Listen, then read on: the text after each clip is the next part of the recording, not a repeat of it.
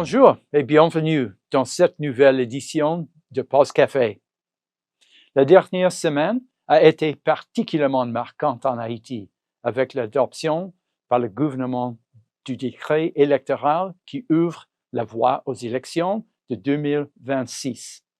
L'approbation de ce décret par le Conseil présidentiel de transition représente une étape importante vers la stabilisation de la sécurité du pays. Je sais que vous avez attendu près d'une décennie depuis l'élection de vos derniers dirigeants. Je sais aussi que beaucoup d'entre vous restent sceptiques quant au processus électoral. Mais je vous encourage à rester positif, à participer au débat démocratique sur l'orientation que vous souhaitez donner à votre pays et à ne jamais perdre espoir. La stabilité de votre pays constitue notre priorité absolue en matière de politique étrangère pour Haïti. J'ai également entendu que des diplomates s'engageraient dans la politique intérieure d'Haïti.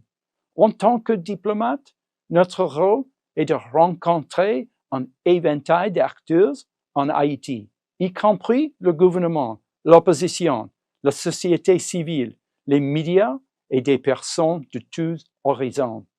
C'est le seul moyen de comprendre la réalité sur le terrain et de partager avec le pays hôte des informations sur les politiques et les intérêts des États-Unis.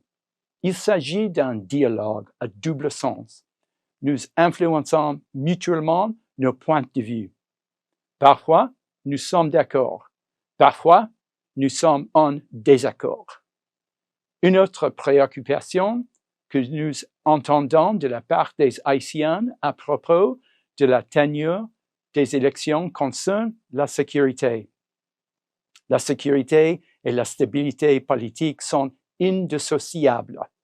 Les États-Unis travaillent en collaboration avec le gouvernement haïtien et la communauté internationale pour rendre opérationnelle la force de répression des gangs, GSF, dans les meilleurs délais.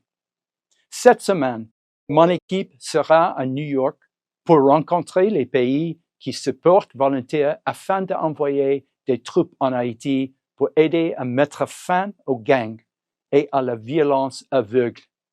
Nous avancerons rapidement pour mobiliser le plus grand nombre possible de troupes dans le mois à venir afin d'aider Haïti à sécuriser les élections et à choisir son prochain président pour les 5 années à venir.